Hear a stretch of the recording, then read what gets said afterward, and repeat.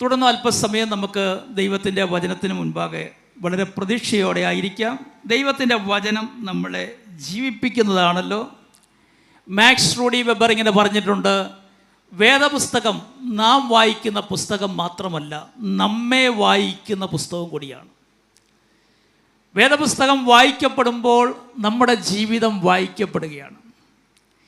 Bible കേൾക്കപ്പെടുമ്പോൾ നമ്മുടെ ജീവിതത്തെ നാം കാണുകയാണ്. അങ്ങനെയെങ്കിൽ ദൈവത്തിൻ്റെ വചനത്തിന് മുൻപാകെ നമ്മളെ കണ്ട് ദൈവത്തിൻ്റെ പ്രതീക്ഷകൾക്കനുസൃതമായിട്ട് ജീവിതത്തെ സമർപ്പിക്കുവാൻ ഈ ശുശ്രൂഷക സെമിനാറിൽ സംബന്ധിക്കുന്ന നമ്മളെല്ലാവരെയും കർത്താവ് സഹായിക്കട്ടെ എന്ന് ഞാൻ പ്രാർത്ഥിക്കുന്നു. ഞാനൊരു ടെക്സ്റ്റ് വായിച്ച് അങ്ങനെ പോകുന്നതിലുപരിയായിട്ട് കർത്താവിൻ്റെ വേല ചെയ്യുന്ന നാം ജീവിതത്തിൽ അറിഞ്ഞിരിക്കേണ്ടത് ചില കാര്യങ്ങൾ, ബൈബിളിലെ ചില സമഗ്രമായ ദർശനങ്ങൾ, ഇവയെക്കുറിച്ചാണ് ഞാൻ പറയുവാൻ ആഗ്രഹിക്കുന്നത്. ഒന്നാമതായിട്ട്, ഭയമില്ലാതെ കർത്താവിൻ്റെ ദാസൻ ഓർപ്പിച്ചതുപോലെ നമുക്ക് ദൈവിക ശുശ്രൂഷയിൽ മുന്നേറുവാൻ കഴിയുന്നത് ദൈവികമായ ഇടപെടൽ ജീവിതത്തിൽ ഉണ്ടാകുമ്പോഴാണ്. ഒരു ഡിവൈൻ എൻകൗണ്ടർ നമ്മുടെ ജീവിതത്തിൽ ഉണ്ടാകുമ്പോൾ നാം മാറും, നമ്മുടെ വീക്ഷണങ്ങൾ മാറും, നമ്മുടെ ജീവിതക്രമം മാറും. നാം മാറുന്നതല്ല, ദൈവം നമ്മെ മാറ്റുന്നതാണ്. പേഴ്സണാലിറ്റി ഫോർമേഷനെ കുറിച്ച് പഠിക്കുമ്പോൾ വ്യക്തിത്വ വികസനം, 2 ഘടകങ്ങളാണ് പേഴ്സണാലിറ്റി ഫോർമേഷന് അടിസ്ഥാനമായി മാറുന്നത്. ഒന്ന്, ജനിതകമായി നമുക്ക് ലഭിച്ച കാര്യങ്ങൾ, നമ്മുടെ പേരൻസിൽ നിന്ന്, നമ്മുടെ പൂർവികരിൽ നിന്ന് ജനിതകമായി നമുക്ക് ലഭിച്ച കാര്യങ്ങൾ. രണ്ടാമതായിട്ട്, നാം വളർന്നു വരുന്നതായ സാഹചര്യങ്ങൾ, the nature as well as the nurture. ഈ 2 കാര്യങ്ങളാണ് നമ്മുടെ പേഴ്സണാലിറ്റിയെ സ്വാധീനിക്കുന്ന ഘടകങ്ങൾ. ഇത് എൻ്റെ ഒരു നിരീക്ഷണമല്ല, എല്ലാ മനഃശാസ്ത്രജ്ഞന്മാരും അടിവരയിട്ട് പറയുന്ന സത്യമാണ്.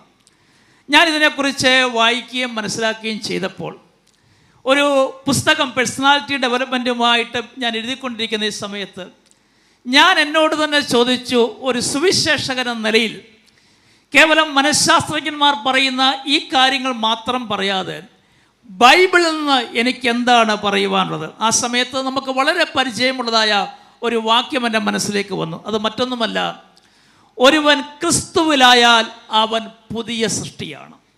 ജനിതകമായി നമുക്ക് ലഭിക്കുന്ന കാര്യങ്ങളും നാം വളർന്നു വരുന്ന സാഹചര്യങ്ങളും നമ്മളെ സ്വാധീനിക്കുന്നെങ്കിൽ തന്നെയും നമ്മുടെ ജീവിതത്തെ അടിസ്ഥാനപരമായി മാറ്റിമറിക്കുവാൻ കഴിയുന്നതായ ഒരു കാര്യമാണ് നാം യേശു ക്രിസ്തുവിലാകുന്ന, ഇൻ ക്രൈസ്റ്റ്, എൻ ക്രിസ്റ്റോ, ക്രിസ്തുവിലാകുന്നതായ ഒരനുഭവം. അതൊക്കെ നമുക്ക് ഉണ്ടായവരാണ്. എന്നാൽ നിരന്തരമായി ക്രിസ്തുവിലാകുന്ന ഒരനുഭവം നമുക്കുണ്ടായിക്കൊണ്ടിരിക്കുമ്പോഴാണ് ജീവിതത്തിന് വലിയ വലിയ മാറ്റങ്ങൾ സംഭവിക്കുന്നത്. ലൂക്കോസിനെ കുറിച്ച് നാം പഠിക്കുമ്പോൾ പുതിയ നിയമത്തിൽ യഹൂദനല്ലാത്ത ഏക എഴുത്തുകാരനാണ് ലൂക്കോസ്. 12 ശിഷ്യന്മാരുടെ ഗണത്തിൽ ലൂക്കോസ് ഉൾപ്പെടുന്നില്ല. ആ വിധത്തിൽ നോക്കിയാൽ തൻ്റെ ആധ്യാത്മിക മണ്ഡലത്തിലെ പ്രൊഫൈൽ വളരെ ചെറുതായിരുന്നു. എന്നാൽ ആ വ്യക്തിയെ കർത്താവ് വളരെ ശക്തമായിട്ട് ദൈവത്തിൻ്റെ പ്രവൃത്തിക്കായി ഉപയോഗിക്കുന്നുണ്ട്. ലൂക്കോസിൻ്റെ ജീവിതം നമുക്ക് കൈമാറുന്ന ഒരു സന്ദേശം ഇതാണ്: നമ്മുടെ പ്രൊഫൈൽ വലുതാണെങ്കിലും ചെറുതാണെങ്കിലും, നമ്മുടെ ക്രെഡൻഷ്യൽസ് വലുതാണെങ്കിലും ചെറുതാണെങ്കിലും, നാം ദൈവസന്നിധി സമർപ്പിതരാണെങ്കിൽ, നമ്മുടെ സമർപ്പണം വലുതാണെങ്കിൽ, ദൈവത്തിന് നമ്മുടെ ചിന്തകളേക്കാൾ, നമ്മുടെ പ്രതീക്ഷകളേക്കാൾ, മറ്റുള്ളവരുടെ കണക്കൂട്ടുകൾക്ക് അതീതമായിട്ട് ദൈവത്തിന് നമ്മളെ ശക്തിയോടെ ഉപയോഗിക്കുവാൻ കഴിയും. അക്കമിട്ട് പറയുവാൻ യഹൂദ പാരമ്പര്യങ്ങളൊന്നും ഇല്ലെങ്കിലും സമർപ്പിതമായ മിഷൻ പ്രവർത്തനങ്ങളിലൂടെ, ക്രമീകൃതമായ എഴുത്തുകളിലൂടെ പുതിയ നിയമസഭയ്ക്ക് വിലപ്പെട്ട സംഭാവനകൾ നൽകുവാൻ യഹൂദ പശ്ചാത്തലമില്ലാത്തതായ ലൂക്കോസിനെ ദൈവം കരങ്ങളെടുത്തു. ചരിത്രം പറയുന്ന ഒരു കാര്യമുണ്ട്, ബൈബിളിൽ രേഖപ്പെടുത്തിയിട്ടില്ല. പൗലോസ് രോഗിയായി കിടന്ന സമയത്ത് പൗലോസിനെ ശുശ്രൂഷിക്കുവാനുള്ള അവസരം ലൂക്കോസിന് ലഭിച്ചു. പിന്നീട് ലൂക്കോസ് ഒരു ഡോക്ടറാണല്ലോ. ഈ ഡോക്ടർ രോഗി ബന്ധം അവരെ ക്രിസ്തീയ സ്നേഹിതന്മാരാക്കി മാറ്റി. പൗലോസിനൊരു പ്രത്യേകതയുണ്ട്. എവിടെ അവസരം ലഭിച്ചാലും, താൻ രോഗിയാണെങ്കിലും കാരാഗ്രഹത്തിലാണെങ്കിലും ലഭിക്കുന്ന അവസരങ്ങളെല്ലാം തൻ്റെ ജീവിതത്തെ സമൂലമായി മാറ്റിമറിച്ച യേശുവിനെ കുറിച്ച് പറയുന്നു. ഒരു പടി പോലും പൗലോസ് പുറകോട്ട് മാറുന്നില്ല. കാരണം ലഭിച്ച ഈ രക്ഷയുടെ സന്ദേശം മറ്റുള്ളവർക്ക് കൊടുത്തു തീർക്കുവാനുള്ളതാണെന്ന വലിയ ബോധ്യം പൗലോസിനുണ്ടായിരുന്നു. ആ ദൗത്യം താൻ പൂർത്തീകരിക്കുന്നില്ലെങ്കിൽ താൻ കടക്കാരനാണ് എന്നതായ വലിയ തിരിച്ചറിവും പൗലോസിനുണ്ടായിരുന്നു.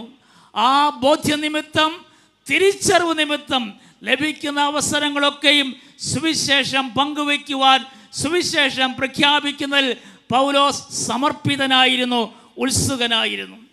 അങ്ങനെ പൗലോസിൻ്റെതായ ശുശ്രൂഷയുടെ മേഖലകളിൽ അവർക്ക് ലൂക്കോസുമായി സജീവമായ ബന്ധമുണ്ടായിരുന്നു. പിന്നീട് ലൂക്കോസ് ക്രിസ്തു ഭക്തനായി മാറിയപ്പോൾ കർത്താവ് തന്നെ കരങ്ങളിൽ എടുക്കുകയാണ്. പുതിയ നിയമത്തിൽ എബ്രായ ലേഖനം പൗലോസ് എഴുതിയതാണ് അല്ല എന്നുള്ളതായ ഒരു ഡിസ്പ്യൂട്ടുണ്ട്. അത് എഴുതിയതല്ല എന്ന് നാം ചിന്തിക്കുകയാണെങ്കിൽ പിന്നീടുള്ളതായ പുസ്തകങ്ങൾ, പൗലോസിൻ്റെ എഴുത്തുകൾ ഏകദേശം 87,000 വാക്കുകളാണ്. 87,000 വാക്കുകൾ. അത് കഴിഞ്ഞാൽ പുതിയ നിയമത്തിൽ ഏറ്റവും കൂടുതൽ കോൺട്രിബ്യൂട്ട് ചെയ്തിരിക്കുന്നത് ലൂക്കോസാണ്. തൻ്റെ എഴുത്തുകൾ, തൻ്റെ വാക്കുകൾ, വേർഡ്സ് ഏകദേശം 62,000 വാക്കുകളുണ്ട്. ഞാനിത് പറയുവാൻ കാരണം, ഒരു യഹൂദ പാരമ്പര്യം ഒന്നും തനിക്കില്ലാതിരുന്നിട്ടും അറിഞ്ഞ സത്യത്തിന് വേണ്ടി ശരിയായ നിലപാട് സ്വീകരിച്ചപ്പോൾ തന്നെ രൂപാന്തരപ്പെടുത്തുവാൻ കർത്താവിന് കഴിഞ്ഞെങ്കിൽ ഇന്ന് പകൽക്കാലം ദൈവത്തിൻ്റെ വചനം കേൾക്കുന്ന കർത്താവിൻ്റെ ദാസന്മാരെ അറിഞ്ഞ സത്യത്തിന് വേണ്ടി ശരിയായ നിലപാടുകൾ സ്വീകരിക്കുവാൻ നാം തയ്യാറായാൽ, ഉറച്ച തീരുമാനങ്ങൾ എടുക്കുവാൻ നാം തയ്യാറായി കഴിഞ്ഞാൽ നമ്മെ രൂപാന്തരപ്പെടുത്തുന്ന ഒരു കർത്താവുണ്ട് എന്നുള്ള സത്യം നാം ഒരിക്കലും മറന്നു പോകല്ലേ. ആ രൂപാന്തരം സംഭവിച്ചവന് ഭയമില്ലാതെ ഏത് കാലഘട്ടത്തെയും ഏത് പ്രതിസന്ധികളെയും നട്ടലോടെ, ചങ്കൂറ്റത്തോടെ, ധൈര്യത്തോടു കൂടി നേരിടുവാൻ കഴിയുമെന്നുള്ളത് ഒരു സത്യം തന്നെയാണ്. ആധ്യാത്മികമായ പശ്ചാത്തലം തനിക്ക്, യഹൂദ പശ്ചാത്തലം തനിക്കില്ലായിരുന്നെങ്കിലും ലൂക്കോസിന് നല്ലൊരു സെക്കുലർ പ്രൊഫൈൽ ഉണ്ടായിരുന്നു. അതുകൊണ്ട് കാര്യങ്ങളെ നല്ല നിലയിൽ മനസ്സിലാക്കുവാൻ ലൂക്കോസിന് കഴിഞ്ഞു.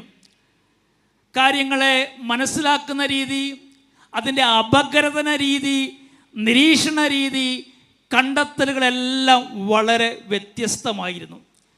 ലൂക്കോസിൻ്റെ സുവിശേഷം 1-ാം അധ്യായത്തിൽ ലൂക്കോസ് എന്ന് പറയുന്നുണ്ട്, എനിക്ക് ലഭിച്ചതായ ഡോക്യുമെൻസൊക്കെ ഞാനൊന്ന് പഠിച്ച് പരിശോധിച്ചപ്പോൾ എല്ലാവരും എഴുതിയതുപോലെ എഴുതാതെ വളരെ സിസ്റ്റമാറ്റിക്കായിട്ട്, വളരെ ക്രമീകൃതമായിട്ട്, ഓർഡറായിട്ട് എഴുതണം എന്നൊരാഗ്രഹം ലൂക്കോസ് അവിടെ പ്രകടിപ്പിക്കുന്നുണ്ട്. ഒരു കാര്യം മനസ്സിലാക്കുക, തൻ്റെ സെക്കുലർ പശ്ചാത്തലത്തെ ദൈവത്തിൻ്റെ കരങ്ങളിൽ സമർപ്പിച്ചു കഴിഞ്ഞപ്പോൾ വിഷയങ്ങളെ വ്യത്യസ്തമായി കാണുവാൻ, വ്യത്യസ്തമായി എഴുതുവാൻ, വ്യത്യസ്തമായ ഒരു ശൈലിയുടെ ഉടമയായിട്ട് ലൂക്കോസ് മാറുകയാണ്. അവിടെ 2 തെളിവുകൾ ഞാൻ നിങ്ങളോട് പറയുവാൻ ആഗ്രഹിക്കുന്നു. ഒന്ന്, നല്ല ശമരിയാക്കാൻ്റെ ഉപമ ലൂക്കോസിൽ മാത്രമേ ഉള്ളൂ. മുടിയൻ പുത്രൻ്റെ ഉപമ ലൂക്കോസിൽ മാത്രമേ ഉള്ളൂ. ഞാൻ മുടിയൻ പുത്രൻ്റെ ഉപമയ്ക്ക് മുടിയൻ പുത്രൻ എന്നല്ല വിളിക്കുന്നത്, സ്നേഹനിധിയായ പിതാവെന്നാണ്. കാരണം ഈ മകനെക്കുറിച്ച് പറഞ്ഞിരിക്കുന്നതിനെക്കാട്ടിലും അല്പം കൂടി പറഞ്ഞിരിക്കുന്ന പിതാവിനെ കുറിച്ചാണ്. അപ്പോൾ സ്നേഹനിധിയായ പിതാവിൻ്റെ ഉപമയും നല്ല ശമരിയക്കാരൻ്റെ ഉപമയും ലൂക്കോസിൽ മാത്രമേ ഉള്ളൂ. അതുകൊണ്ട് തൻ്റെ എഴുത്തുകൾ ഈ നല്ല ശമരിയാക്കാരനെ കുറിച്ചും സ്നേഹനിധിയായ പിതാവിനെക്കുറിച്ചുള്ള ഉപമകൾ കേവലം പെന്തക്കോസ്തുകാർക്ക് മാത്രമല്ല, നാനാജാതി മതസ്ഥരായ പലർക്കും അറിയാം. അപ്പോൾ തനിക്ക് ലഭിച്ചതായ ബാക്ക്ഗ്രൗണ്ടുകളെ ദൈവകരങ്ങളിൽ സമർപ്പിച്ചപ്പോൾ തൻ്റെ കൃത്യതയുള്ള എഴുത്തുകളെ സ്വാധീനിക്കുവാൻ കഴിഞ്ഞു. ഇന്നും അനേകരെ ആ എഴുത്തുകൾ സ്വാധീനിച്ചു കൊണ്ടിരിക്കുകയാണ്. അങ്ങനെയെങ്കിൽ ഞാൻ പറയുവാൻ ആഗ്രഹിക്കുന്നത്, നമ്മുടെ ഉറവിടങ്ങൾ ചെറുതാണെങ്കിലും നമ്മുടെ ഉടയവൻ വലിയവനായതുകൊണ്ട് ഉള്ളതിനെ ദൈവകരങ്ങളിൽ സമർപ്പിച്ചാൽ ദൈവം അതിനെ മിനുക്കും, രൂപപ്പെടുത്തും, രൂപാന്തരപ്പെടുത്തും. ദൈവത്തിന് ആവശ്യം നമ്മുടെ സ്കില്ലിനേക്കാട്ടിലുപരിയായിട്ട് നമ്മുടെ സമർപ്പണത്തെയാണ് ദൈവത്തിന് ആവശ്യം. ഒന്നുകൂടി ഞാൻ പറയുവാൻ ആഗ്രഹിക്കുന്നു, നമ്മുടെ കാര്യക്ഷമതയെക്കാട്ടിലും നമ്മുടെ സ്കില്ലിനെക്കാട്ടും നല്ലതാണ്, അതിലും വലുത് ജീവിതത്തിൻ്റെ സമർപ്പണമാണ് ദൈവം നോക്കുന്നത്. എന്താണ് ജീവിതത്തിൻ്റെ മഹത്വം? Not the cover page but the content. പുറം കവറല്ല, ഉള്ളടക്കമാണ് ജീവിതത്തിൻ്റെ ക്വാളിറ്റി എന്ന് തിരിച്ചറിയുക. അതുകൊണ്ട് ക്രിസ്തുവുമായിട്ടുള്ള നല്ല ബന്ധങ്ങൾ നാം ദിനംതോറും കർത്താവിനായി സമർപ്പിക്കുന്നെങ്കിൽ ദൈവം വളരെ ശക്തിയോടെ നമ്മെ ഉപയോഗിക്കും. ഇനിയും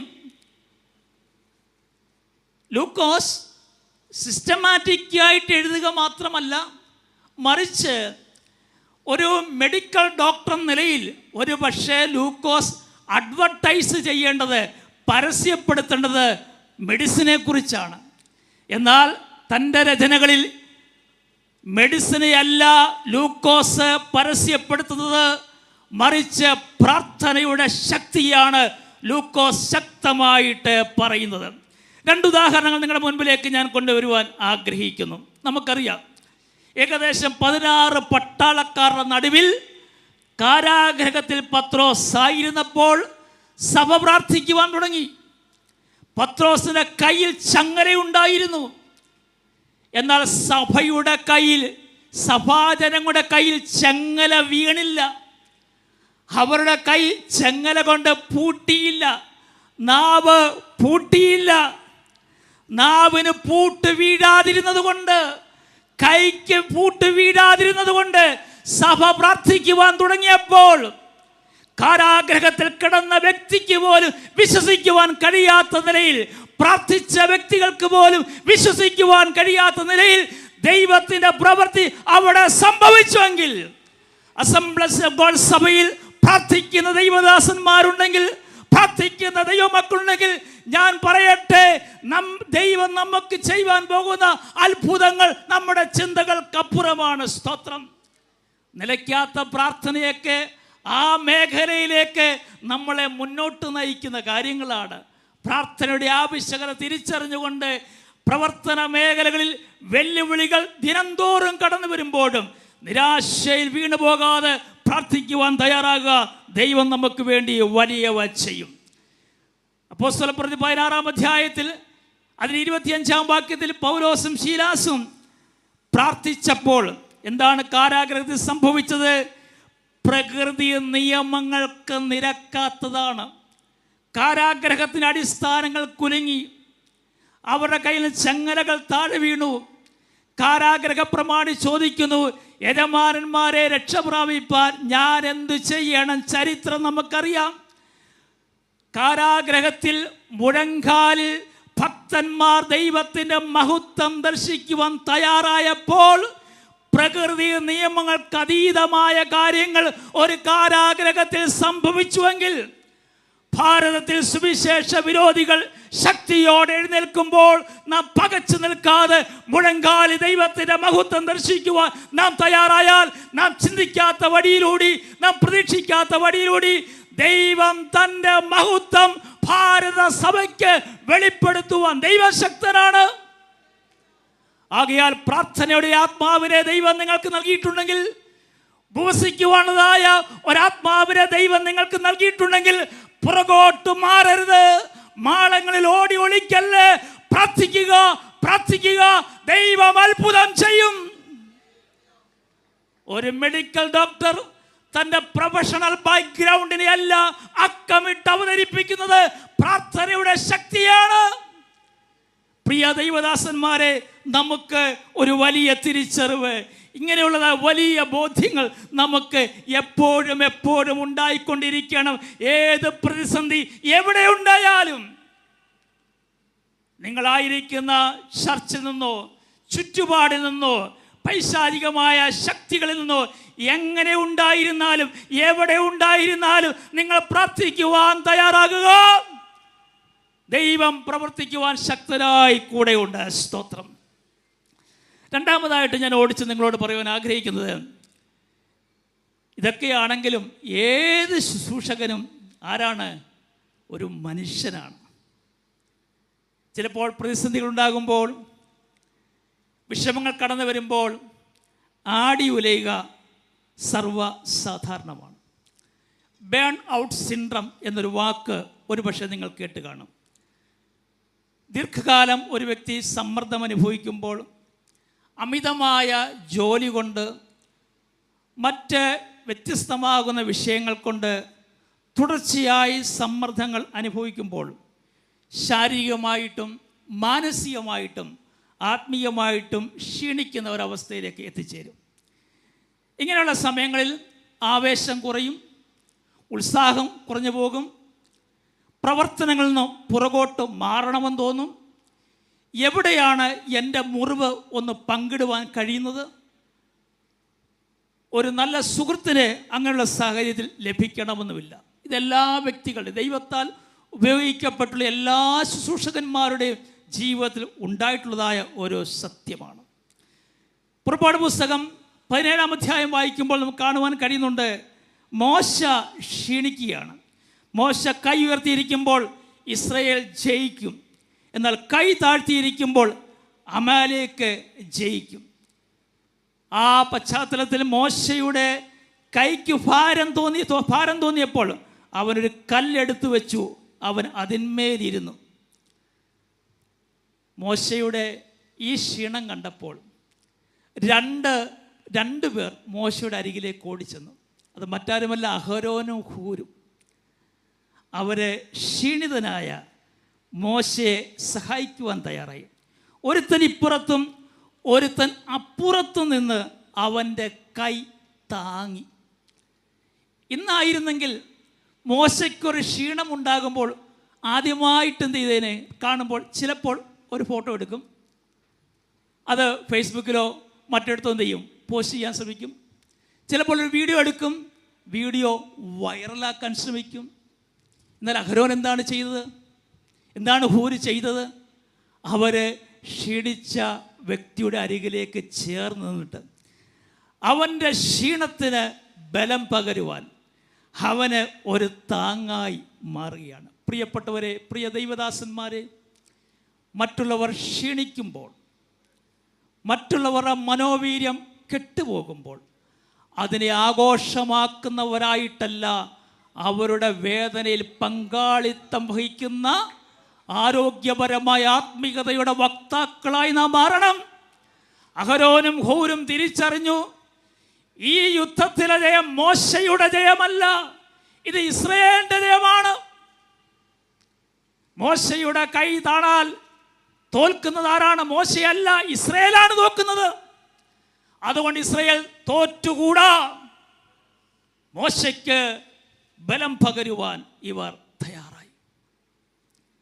ഒരു കാര്യം മനസ്സിലാക്കണം, നാം ചെയ്യുന്ന ഓരോ കാര്യങ്ങളും ദൈവരാജ്യത്തിന് വേണ്ടിയാണ്, ദൈവിക പ്രവൃത്തിക്ക് വേണ്ടിയാണുള്ളതായ വലിയ ബോധ്യം നമുക്ക് എപ്പോഴും ഉണ്ടായിരിക്കണം. മോശ ആരാണ്?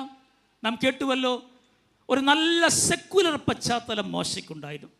മിസ്രൈമിലെ സകല വിദ്യകളും മോശ അഭ്യസിച്ചവനാണ്. അതുമാത്രമല്ല, പുറപ്പാട് പുസ്തകം 3-ാം അധ്യായത്തിൽ അവനൊരു നല്ല എൻകൗണ്ടർ, ഡിവൈൻ എൻകൗണ്ടർ, ദൈവികമായ ഇടപെടൽ മോശയ്ക്കുണ്ടായി. അപ്പോൾ സെക്കുലർ ബാക്ക്ഗ്രൗണ്ട് തനിക്കുണ്ട്, ആധ്യാത്മിക ബാക്ക്ഗ്രൗണ്ട് തനിക്കുണ്ട്. എങ്കിലും മോശ മനുഷ്യനാണ്, അവനെന്ത് ചെയ്തു? ക്ഷീണിച്ചു പോയി. അതാണ് ഞാൻ പറഞ്ഞത്, മിനിസ്റ്റർ, ശുശ്രൂഷകനാരാണ്? മനുഷ്യനാണ്. അവൻ ചിലപ്പോൾ എന്ത് ചെയ്യും? ക്ഷീണിക്കും. ചിലപ്പോൾ എന്ത് ചെയ്യും? അവൻ സങ്കടക്കടലിൽ വീണ് പോകുവാൻ സാധ്യതയുണ്ട്. ബൈബിളിൽ ധാരാളം തെളിവുകളുണ്ട്, എല്ലാം അക്കമിട്ട് പറയുവാൻ ഞാൻ ആഗ്രഹിക്കുന്നില്ല. 1-2 കാര്യങ്ങൾ ഓടിച്ച് പറയട്ടെ. യേശു പോലും ഗത്സമനയിൽ അതിസഹനമായ വേദന അനുഭവിക്കുമ്പോൾ ഇങ്ങനെ പറഞ്ഞു, പിതാവേ, കഴിയുമെങ്കിൽ ഈ പാനപാത്രം എങ്കിൽ നീക്കണമേ. മഹാനായിരുന്ന ഇയ്യോബ് തൻ്റെ കഷ്ടതയുടെ മുഖത്ത് അവൻ്റെ വാക്കുകൾ തെറ്റി ജനിച്ച ദിവസത്തെ ഓർത്ത് ഇയ്യോബ് ശപിക്കുന്നുണ്ട്. യോഹന്നാൻ സ്നാപകൻ കാലസമ്പൂർണത വന്നപ്പോൾ ദൈവം തൻ്റെ പുത്രനെ ഈ ലോകത്തിലേക്ക് അയച്ചു. ദൈവം അയച്ച പുത്രനെ ലോകത്തിന് മുൻപിൽ പ്രസന്റ് ചെയ്ത അവതരിപ്പിച്ച യോഹന്നാൻ സ്നാപകൻ യോഹന്നാൻ പറഞ്ഞു, ഇതാ ലോകത്തിൻ്റെ പാപത്തെ ചുമക്കുന്ന ദൈവത്തിൻ്റെ കുഞ്ഞാടെന്ന് ലോകത്തോട് വിളിച്ചു പറഞ്ഞ അതേ യോഹന്നാൻ തന്നെ പിന്നീട് സംശയത്തിൽ എന്ത് ചെയ്തു? അവൻ ആടി ഉലഞ്ഞു. അവൻ ആളിനെ അയച്ച് ചോദിക്കുകയാണ്, നീ തന്നെയോ മശിഹ, അതോ ഞങ്ങൾ മറ്റൊരുത്തനെ കാത്തിരിക്കണമോ? എലിയാവിൻ്റെ കാര്യമെടുത്താലും പൗലോസിൻ്റെ കാര്യമെടുത്താലും ഇവരെല്ലാം അവരുടെ ജീവിതത്തിൽ സങ്കടക്കടലിൽ വീണുപോയിട്ടുണ്ട്. എന്നാൽ ആ സങ്കടക്കടലിൽ നിന്നും ദൈവം അവർക്ക് കരം കൊടുത്ത് അവരെ എഴുന്നേൽപ്പിച്ചിട്ടുണ്ട്. അവർ ശക്തിയോടെ കർത്താവിൻ്റെ വേല ചെയ്തിട്ടുമുണ്ട്. ഇന്ന് പകൽക്കാലം ദൈവസല്ലായിരിക്കുന്ന ദൈവമക്കളെ, ദൈവദാസന്മാരെ, ഏതെങ്കിലും സങ്കടക്കടലിൽ നിങ്ങളായിരിക്കുന്നെങ്കിൽ, ജീവിതത്തിൻ്റെ സ്വകാര്യ ദുഃഖങ്ങൾ ചുമന്ന് മറ്റാരോടും പങ്കുവയ്ക്കുവാൻ കഴിയാത്ത തീവ്രമായ വേദനയുടെ അനുഭവങ്ങളിൽ നിങ്ങളായിരിക്കുന്നെങ്കിൽ, ഞാൻ ഓർപ്പിക്കട്ടെ, നിങ്ങളെ സഹായിക്കുന്ന ഒരു കർത്താവുണ്ട്. നിങ്ങളായിരിക്കുന്നിടത്തേക്ക് സഞ്ചരിച്ചു വരുന്ന ഒരു യേശുവുണ്ട്. യേശു സഞ്ചരിക്കുന്ന കർത്താവാണ്. എവിടെയായിരുന്നാലും അവൻ നമ്മുടെ അരികിലേക്ക് നടന്നു വരുന്ന കർത്താവാണ്. പിന്നെ എന്തിനാണ് ഈ മുറിവുകൾ കർത്താവ് അനുവദിക്കുന്നത്? ഞാൻ മനസ്സിലാക്കുന്നത്, നാം മുറിവുകൾ അനുഭവിക്കുമ്പോൾ, ചില മുറിവുകളിലൂടെ നാം കടന്നു പോകുമ്പോൾ, സമാനമായ മുറിവുകൾ അനുഭവിക്കുന്നവരെ നാം മനസ്സിലാക്കുന്നത് പോലെ മറ്റുള്ളവർക്ക് മനസ്സിലാക്കുവാൻ കഴിയില്ല. അതുകൊണ്ടാണ് പാട്ടുകാരൻ പാടുന്നത്, ദൈവമേ നീ എനിക്ക് നൽകിയ എല്ലാ വേദനകൾക്കും നാഥാ നന്ദി, നിന്റെ മുഖം കാണുവാൻ എനിക്ക് അത് നിമിത്തമായി. അതുകൊണ്ട് സങ്കടങ്ങളെ ദൈവത്തെ സ്തുതിക്കുക. അതിലൂടെ ദൈവം നമ്മളെ ഉടയ്ക്കുകയല്ല, ദൈവം നമ്മളെ പണിയുകയാണ്. യേശുവിനെ നോക്കുക, യേശു മുറിവേൽക്കപ്പെട്ടവനായിരുന്നു. അപ്പോൾ തന്നെ യേശു മുറിവേൽക്കപ്പെട്ട സൗഖ്യദായകനായിരുന്നു. മുറിവേൽക്കപ്പെട്ടവർക്കും ദൈവത്തിൻ്റെ സൗഖ്യദായക ശുശ്രൂഷയിൽ പങ്കാളിത്തം വഹിക്കുവാൻ കഴിയും. മുറിവേൽക്കപ്പെട്ടവർക്കും ദൈവത്തിൻ്റെ സൗഖ്യദായക ശുശ്രൂഷയിൽ ശരിയായി പങ്കാളിത്തം വഹിക്കുവാൻ കഴിയും. ഓരോ മുറിവുകളും നമ്മളെ ദൈവത്തോട് അടുപ്പിക്കുന്നതാണ്. സ്തോത്രം. മൂന്നാമതായി ഞാൻ നിങ്ങളോട് പറയുവാൻ ആഗ്രഹിക്കുന്നത്, ഓരോ വിഷയങ്ങളും മാറി മാറിയാണ് പറയുന്നത്. മൂന്നാമതായിട്ട് ഞാൻ പറയാൻ ആഗ്രഹിക്കുന്നത്, നമ്മുടെ പ്രവർത്തന മേഖലകളുടെ സമഗ്രമായ ദർശനം നാം ഉൾക്കൊള്ളണം. ഒന്നുകൂടി ഞാൻ നിർത്തി പറയുന്നു. ദൈവം നമ്മളെ പ്ലേസ് ചെയ്തിരിക്കുന്ന ചില മണ്ഡലങ്ങളുണ്ട്, മേഖലകളുണ്ട്. അവിടുത്തെ നമ്മുടെ പ്രവർത്തനങ്ങളുടെ സമഗ്രമായ മൊത്തത്തിൽ നമുക്കൊരു ദർശനം ഉണ്ടായിരിക്കണം. എന്ന് വെച്ചാൽ താൽക്കാലിക ഫലങ്ങളല്ല, നിത്യമായ റിസൾട്ടാണ് നാം നോക്കേണ്ടത്. എൻ്റെ ഒരു അടുത്ത സുഹൃത്ത് അറിയപ്പെടുന്ന ഒരു നോവലിസ്റ്റാണ്. ആ നോവലിസ്റ്റ് ആദ്യം എഴുതുന്ന ഒരു കാര്യമുണ്ട്. നോവൽ എഴുതുമ്പോൾ ആദ്യം എഴുതുന്ന അവസാനത്തെ അധ്യായമാണ്. അവസാനത്തെ അധ്യായം ആദ്യം എഴുതും. എന്താണ്? ഞാൻ അദ്ദേഹത്തോട് ഒരിക്കൽ ചോദിച്ചു, അതെന്താണ്? അപ്പോൾ അദ്ദേഹം പറഞ്ഞ മറുപടി ഇങ്ങനെയാണ്, ആദ്യമേ ചിന്തിക്കണം അവസാനം എന്താകുമെന്ന്. ദൈവദാസന്മാരെ, ഒരിക്കലും ഇനീഷ്യൽ റിസൾട്ട് നമ്മൾ നോക്കല്ല. ഇന്ന് നമ്മൾ ജീവിക്കുന്ന വേഗതയുടെ ലോകത്താണ്. ഇവിടെ ഇൻസ്റ്റൻറ്റ് റിസൾട്ട് നമ്മൾ നോക്കല്ല, മറിച്ച് we need to look at the end result. അവസാനം എന്താകുമെന്ന് ആദ്യമേ നാം ചിന്തിക്കണം. ഇനീഷ്യൽ റിസൾട്ടല്ല, ഇൻസ്റ്റൻറ്റ് റിസൾട്ടല്ല, നമുക്കാവശ്യം എൻഡ് റിസൾട്ടായിരിക്കണം. ഒരിക്കൽ ഞാൻ ഈ വേദിയിൽ പറഞ്ഞിട്ടുണ്ട് എന്നാണ് മറ്റൊരു പ്രോഗ്രാമിൽ പറഞ്ഞിട്ടുണ്ട് എൻ്റെ ചിന്ത. സാധാരണ ഞാൻ പറയുന്ന ഒരു കാര്യം തന്നെയാണ്. ഒരിക്കലും 3000 വിശ്വാസികളുള്ളതായ സഭയിലെ പാസ്റ്റർ തൻ്റെ ചർച്ച് വിട്ടിട്ട് ദൈവവചനം പഠിപ്പിക്കുവാൻ വേണ്ടി ഒരു സെമിനാറിയിലായി. ഒരിക്കൽ തൻ്റെ വിദ്യാർത്ഥികൾ ഒരാൾ വന്ന് ചോദിച്ചു, സാറേ 3000 വിശ്വാസികളെ വിട്ടിട്ട് 25 ഈ BD വിദ്യാർത്ഥികളെ പഠിപ്പിക്കുമ്പോൾ അങ്ങക്ക് വിഷമം തോന്നില്ലേ? അപ്പോൾ അദ്ദേഹം പറഞ്ഞ മറുപടി ഇങ്ങനെയാണ്, ഞാൻ ഇതുവരെയും ഒരു സഭയുടെ പാസ്റ്ററായിരുന്നു, എന്നാൽ ഞാൻ 25 സഭയുടെ പാസ്റ്ററാണെന്ന്.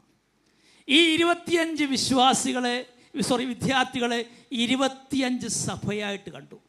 ഞാൻ ഇന്ന് അസംബ്ലീസ് ഓഫ് ഗോഡിലുള്ള എല്ലാ സഭകളോടും പ്രസംഗിക്കുകയാണ്. കാരണം എല്ലാ പാസ്റ്റേഴ്സിനോടുമാണ് ഞാൻ പ്രസംഗിച്ചു കൊണ്ടിരിക്കുന്നത്.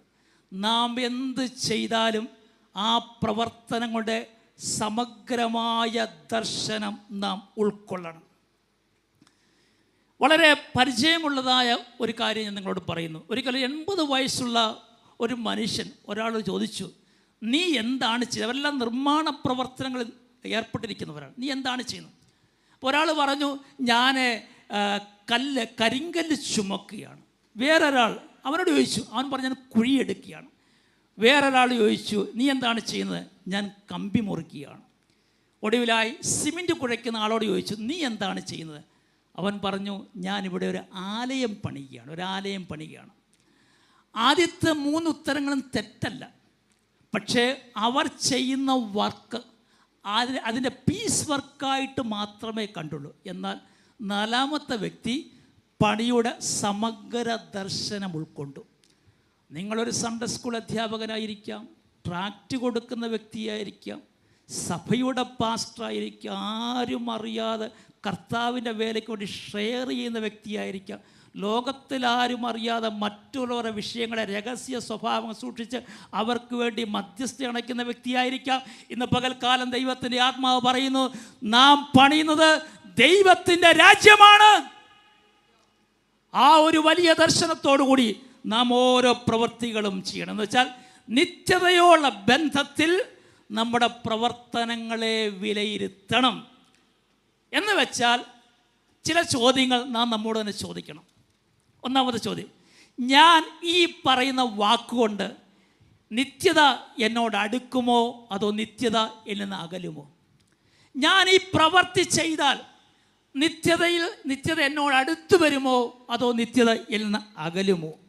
ഈ ചോദ്യം നാം ചോദിക്കണം. ആ ചോദ്യം നമ്മളെ കൊണ്ടെത്തിക്കുന്നത് യജമാനന് ലാഭമുണ്ടാക്കുന്നവരായിട്ടാണ്. എല്ലാ പാസ്റ്റേഴ്സിനോടും എന്നോടും ദൈവത്തിൻ്റെ പരിശുദ്ധാത്മാവിൻ്റെ പകൽക്കാലം പറയുന്നു, നാം യജമാനന് ലാഭമുണ്ടാക്കുന്നവരാകണം. നാം യജമാനന് ലാഭമുണ്ടാക്കുന്നവരായിരിക്കണം. ബിസിനസ്സിൻ്റെ തത്വമുണ്ട്, എന്ത് ചെയ്താലും എന്തറിയുമോ, ഒന്നുകിൽ ലാഭം അല്ലെങ്കിൽ നഷ്ടം. അപ്പം ബിസിനസ്സുകാർ ലാഭവും നഷ്ടവും കണ്ടുകൊണ്ടാണ് പ്രവർത്തികൾ ചെയ്യുന്നത്. എന്നാൽ ബൈബിൾ തത്വം, ബിബ്ലിക്കൽ പ്രിൻസിപ്പിൾ എന്ന് പറയുന്നത് ലാഭവും നഷ്ടവും അല്ല, എന്താണ് നന്മ, എന്താണ് തിന്മ. ഈ ചോദ്യം ഓരോ പ്രവൃത്തിയുടെ മുൻപിൽ നാം നമ്മോട് തന്നെ ചോദിക്കണം.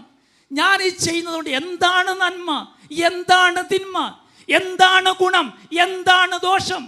അങ്ങനെയെങ്കിൽ നമ്മുടെ തെറ്റുകളെ വിമർശിക്കുന്ന ഒരു വിമർശകനെ നാം വളർത്തിയെടുക്കണം.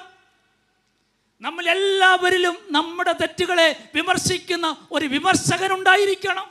അതോടൊപ്പം തന്നെ നമ്മുടെ കഴിവുകളെ പരിശീലിപ്പിക്കുന്ന ഒരു കോച്ച്, ആ ഒരു കോച്ചിനെയും നമ്മിലെ വളർത്തിയെടുക്കണം. സ്തോത്രം. അടുത്ത 2 കാര്യങ്ങൾ കൂടി പറഞ്ഞ് ഞാൻ വാക്കുകൾ ഇവിടെ അവസാനിപ്പിക്കുവാൻ ആഗ്രഹിക്കുന്നു. നാം നമ്മെ തന്നെ നവീകരിക്കുന്നവരായിരിക്കണം. പണ്ടൊക്കെ പറയുന്നൊരു വാക്കുണ്ടായിരുന്നു, today's newspaper is tomorrow's waste paper. ഇന്നത്തെ ന്യൂസ് പേപ്പർ നാളത്തെ വേസ്റ്റ് പേപ്പറാണ്. അത് പണ്ട് പറയുമായിരുന്നു, ഇന്ന് അതിന് പ്രസക്തിയില്ല. ഇന്ന് സോഷ്യൽ മീഡിയയുടെ യുഗത്തിൽ ഓരോ സെക്കൻഡ് കഴിയുമ്പോൾ അറിവ് മാറിക്കൊണ്ടിരിക്കുകയാണ്. ഇത് നമ്മളോട് ആവശ്യപ്പെടുന്ന ഒരു കാര്യമുണ്ട്, നാം നിരന്തരം നമ്മളെ തന്നെ അപ്ഡേറ്റ് ചെയ്യണം. ആ പശ്ചാത്തലത്തിലാണ് അസംബ്ലീസ് ഓഫ് ഗോഡ് ചർച്ച് നടത്തുന്ന മിനിസ്റ്റീരിയൽ ക്ലാസ്സിൻ്റെ പ്രസക്തി ഞാൻ മനസ്സിലാക്കുന്നത്. നാം അപ്ഡേറ്റഡ് ആകുന്നില്ലെങ്കിൽ നാം ഔട്ട്ഡേറ്റഡ് ആകുവാൻ സാധ്യതയുണ്ട്. പ്രത്യേകിച്ച് ഇന്നത്തെ ജെൻസി ജനറേഷൻ്റെ ഭാഷ മനസ്സിലാക്കണം, അവരുടെ മനോഭാവം മനസ്സിലാക്കണം, അവരുടെ അഭിരുചികൾ മനസ്സിലാക്കണം. അത് പാസ്റ്റേഴ്സ് മാത്രമല്ല, പേരൻസും മനസ്സിലാക്കണം.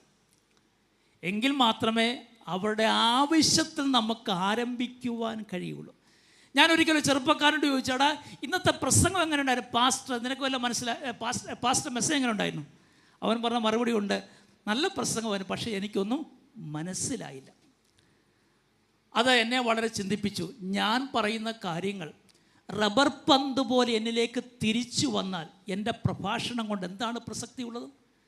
എൻ്റെ ഓഡിയൻസിനെ എനിക്ക് മനസ്സിലാക്കുവാൻ കഴിയുന്നില്ലെങ്കിൽ, ഓഡിയൻസിൻ്റെ ആവശ്യകതയെ മനസ്സിലാക്കുവാൻ കഴിയുന്നില്ലെങ്കിൽ, അവരുടെ പ്രായത്തെ മനസ്സിലാക്കുവാൻ കഴിയുന്നില്ല എങ്കിൽ എൻ്റെ പ്രഭാഷണം കൊണ്ട് യാതൊരു പ്രസക്തിയുമില്ല. ദൈവദാസന്മാരെ, നമ്മോടുള്ളതായ എല്ലാവരുള്ള സന്ദേശം ഇതാണ്, നമ്മുടെ മുൻപിലിരിക്കുന്ന ഓഡിയൻസിനെ നാം മനസ്സിലാക്കണം. സ്തോത്രം.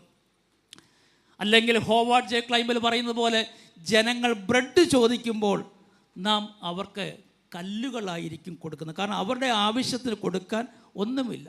ഇതിൻ്റെ ഏറ്റവും നല്ല മാതൃക യേശു തന്നെയാണല്ലോ.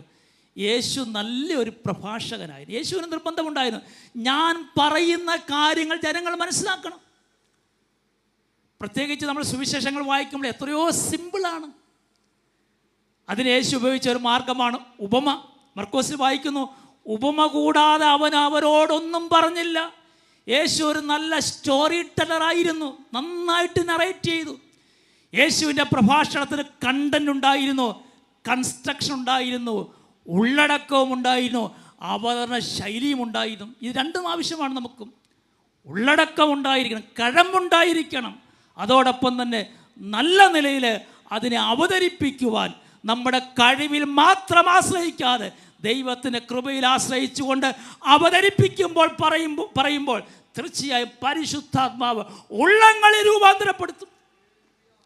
പ്രൈസ് ദി ലോർഡ്, സ്തോത്രം. അപ്പോൾ സന്ദേശത്തിൻ്റെ അന്തസത്ത വിട്ടുകളയാതെ അവതരണ രീതികൾക്ക് കാലോചിതമായ മാറ്റങ്ങൾ വരുത്തി പുതിയ തലമുറയുടെ ശുശ്രൂഷകന്മാരായിട്ട് നാം മാറണം.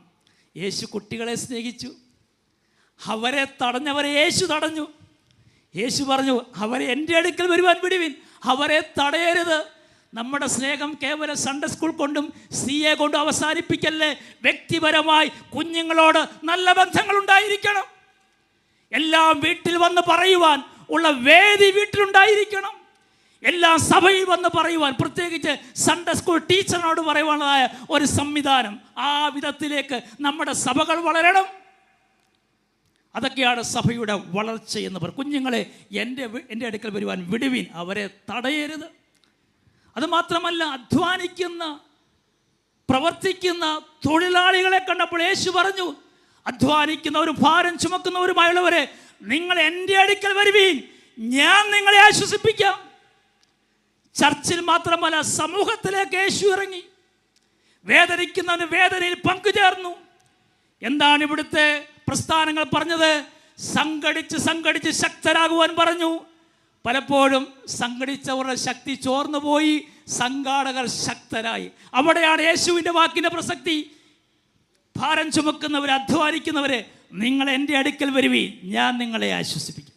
അപ്പോൾ വേദനിക്കുന്നവനെ ചേർത്ത് നിർത്തണം. അവരിലേക്ക് നാം പാലങ്ങൾ പണിയണം, മതിലുകൾ പണിയല്ല. ആ ഭാഗം പറഞ്ഞ് എൻ്റെ വാക്കുകൾ ഞാനിവിടെ അവസാനിപ്പിക്കുകയാണ്. മറ്റുള്ളവരിലേക്ക് നാം പാലങ്ങൾ പണിയണം. കുടുംബങ്ങളിൽ പാലങ്ങൾ പണിയണം. ഭർത്താവും ഭാര്യയും തമ്മിൽ ആരോഗ്യപരമായ ബന്ധങ്ങളുണ്ടായിരിക്കണം. മക്കളോട് നല്ല ബന്ധമുണ്ടായിരിക്കണം. എല്ലാം വീട്ടിൽ വന്ന് പറയുവാൻ വീട്ടിൽ ഒരു ഇടമുണ്ടായിരിക്കണം. വീടിൻ്റെ വലിപ്പം ചെറുതാണെങ്കിലും വലുതാണെങ്കിലും എല്ലാം ഡാഡിയോടും മമ്മിയോടും പറയുവാനുള്ളതായ ഒരു സംവിധാനം നമ്മുടെ വീട്ടിലുണ്ടായിരിക്കണം. അങ്ങനെ പറയണമെങ്കിൽ നാം അവരിലേക്ക് ചെന്ന് കയറണം. ചെന്ന് കയറിയെങ്കിൽ മാത്രമേ അവർ നമ്മളോട് വന്നു പറയുകയുള്ളൂ. അങ്ങനെ ചെന്ന് കയറണമെങ്കിൽ പാലങ്ങൾ പണിയണം. ജനറേഷൻ ഗ്യാപ്പിനെ അതിജീവിക്കണം.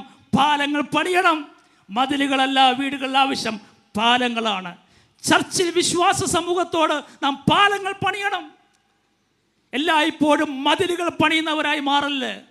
മതിൽ പണി എളുപ്പമാണ്, പാലങ്ങൾ പണിയണമെങ്കിൽ സമയമെടുക്കും, ഒരു വില കൊടുക്കണം. വിദ്വേഷത്തിൻ്റെ കമ്പോളങ്ങളിൽ സ്നേഹത്തിൻ്റെ കടകൾ തുറക്കുവാൻ പാലങ്ങൾ പണിയുവാനുള്ളതായ ഒരാത്മദർശനം ഇന്ന് പകൽക്കാല ശുശ്രൂഷ മീറ്റിംഗ് സംബന്ധിക്കുന്ന നാം ഓരോരുത്തരും ഏറ്റെടുക്കണം. മനുഷ്യർ വ്യത്യസ്തരാണ്, വ്യത്യസ്ത അഭിപ്രായങ്ങളൊക്കെ കണ്ടേക്കാം. എങ്കിലും കഴിവതും പാലങ്ങൾ പണിയുവാൻ, ബന്ധങ്ങൾ സ്ഥാപിക്കുവാൻ നമുക്ക് കഴിയണം. ആ ഒരു വാക്കുകൾ വായിച്ച് ഞാൻ വാക്കുകൾ അവസാനിപ്പിക്കുവാൻ ആഗ്രഹിക്കുന്നു. യേശു പറഞ്ഞതായ ഒരു സന്ദേശം ലൂക്കോസിൻ്റെ സുവിശേഷത്തിലേക്ക് ഞാൻ നിങ്ങളെ സന്ദേശം ക്ഷണിക്കുകയാണ്.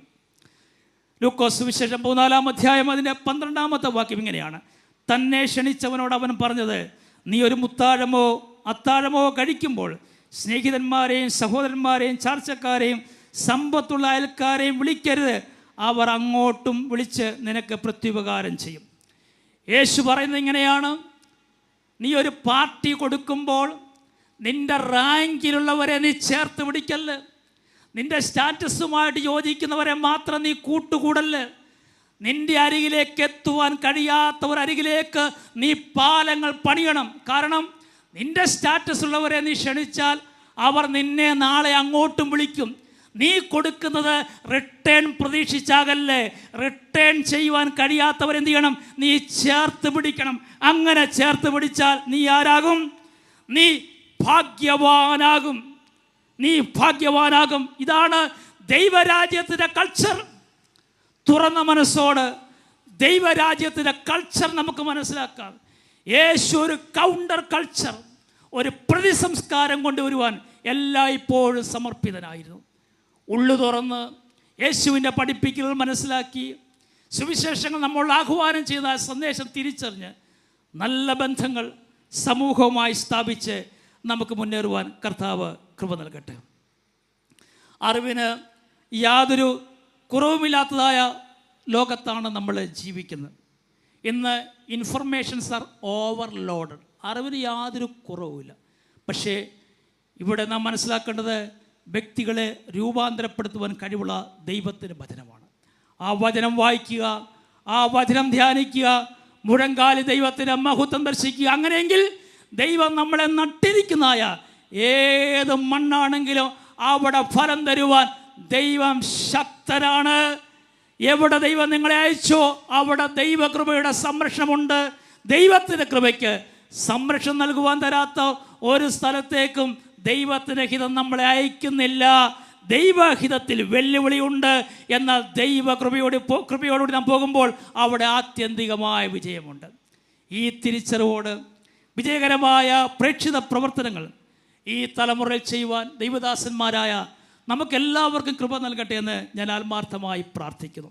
നിങ്ങളുടെ പ്രാർത്ഥനയിൽ നിങ്ങളുടെ സ്ഥാപനമായ നമ്മുടെ സ്ഥാപനമായ ബേഥേലിനെയും ഓർക്കണമെന്ന് ഞാൻ ഓർപ്പിച്ചുകൊണ്ട് എൻ്റെ വാക്കുകൾ ഇവിടെ അവസാനിപ്പിക്കുന്നു. ദൈവം നമ്മെ അനുഗ്രഹിക്കുമാറാകട്ടെ.